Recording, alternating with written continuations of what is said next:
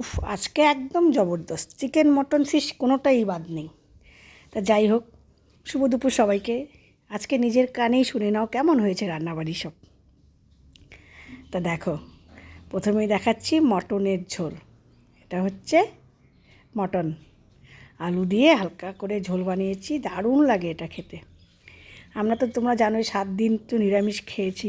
7 দিন নিরামিষ খাওয়ার পরে দেখো আজকে চিকেন মটন সব রান্না হয়েছে।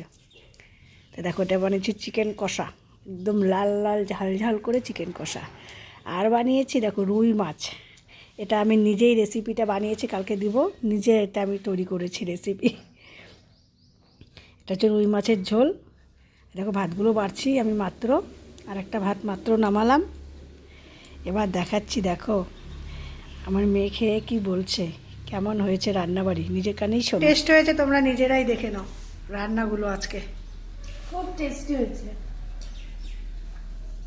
তো শুভ দুপুর সবাইকে, সবাই চলে এসো চিকেন মটন খেতে।